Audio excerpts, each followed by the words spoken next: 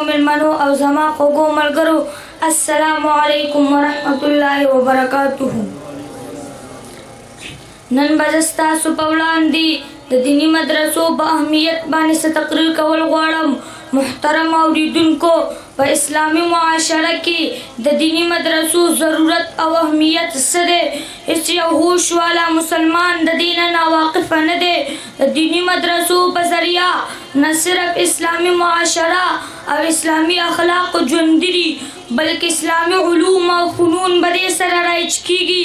بیا دا خبره د رڼا ورځې په شان واضحه ده چې قرآن او حدیث د اسلامي تعلیماتو چینه ده او د اسلامي تعلیماتو ماهرین او په علوم شرعیه اسلامیه کې تجربه لرونکي رجال په دې مدرسو کې پیدا کیږي چې دوی بیا معاشره د اسلامي تعلیماتو د عام کولو فریضه ادا کوي او دا مدارسې په خپل مقصد کې د ډېر حده پورې کامیاب وي. حقیقت دا دی نن چې په بر صغیر پاک وین کې د اسلام کومه رڼا چې په نظر راځي، دا د دغه مدرسو برکت دی. قدرمند اوریدونکو، نن د دغه مدرسو خلاف پروپاګاندا به زور او شور ده. نوي نوي اعتراضونه په مدرسو کېږي. د اسلام او د دشمنان یهود او نصارا دي، دوی په ختمولو کې لګیا دي. نامنهاد د مسلمانانو حکمرانان هم د دوی ملګري دي. د دې مدرسو طالبان نن مسلوم او مغلوب دي، بې صاحبې پابنده پر لازم ده. لیکن تاریخ شاهد دی کله چې په ځمکه ظلم شروع شوی دی، بدعت او رسومات هم شوي دي، د انګریز او د یهودو حکمراني شروع شوې ده، حق وینا کوونکي پانځه شوي دي، په مجاهدینو مقدمې چلېدلې دي، الکفر ملت واحده منظر جوړ شوی دی.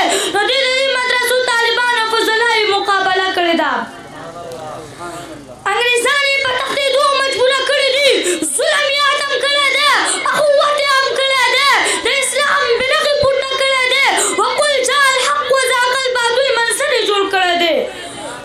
محترم حاضرینو، دې مدرسو به زرګونه محققین، مفسرین، مفتیان، متکلمین، معلمین، مدبرین، مفکرین او سیاستدانان او به زرګونو فقها، علما، فضلا، بلغا، اسقیا، اتقیا پیدا کړي دي چې د هغوی یادول د انسان زړه خوشحالوي.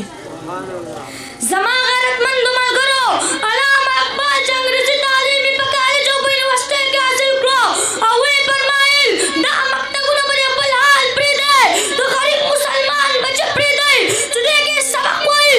که د ملا او درویش پاتې نه شو نو تاسو ته معلومه ده چې سبق کېږي، هغه سبق کېږي کوم چې ما په خپلو سترګو لیدلي دي.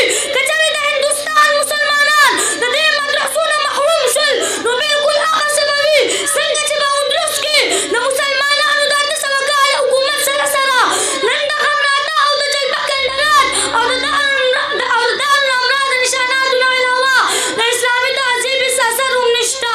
په هندوستان کې به هم د اګرې تاج محل او د لال قلعې نه علاوه د 100 کال حکومت تهذیب هېڅ نشان هم پاتې نه شي. حضرت شیخ الاسلام مفتي محمد تقي عثماني صاحب دا مطبرکات مولا علیه لیکلي دي چې هر چا ته معلومه ده چې بغداد د ډېر عمر د علم مرکز و، لیکن نن د اسلام خلاف سازش کوونکو هغه مدارس په سکول او په کالج بدلې کړي دي. هلته اوس مخلوط تعلیم راځي، ښځه او سړي یو ځای تعلیم حاصلوي. د هغوی استادان ته خو دا علم مشکل دی چې عالم خو لرې خبره ده چې دغه خلک مسلمانان دي او که نه. قدرمند اوریدونکو، د مسلمانانو د معاشرې ربط تعلق د قایمولو دپاره واحد ذریعې دیني مدرسې دي. د مسجدونو لپاره د امامانو فریضه هم دا مدرسې ادا کوي. د عوامو دیني مسایل د حل کولو دپاره دارالافتا ته دا مفتیان هم دا مدرسې ورکوي. د معاشرې چې اصلاح کوم مختلف کوششونه کېږي د دغه منبع هم دا مدرسې دي. که د تصنیف او د تالیف میدان دی، که د دعوت د تبلیغ میدان دی، که د واعظ او د اطاعت دپاره خانقاه صوفیانه نظام دی، دا ټول د دې دیني مدرسو د وجې قائم دي او جهاد غوندې عامه فریضه هم د دې مدرسو د وجې ادا کول شي.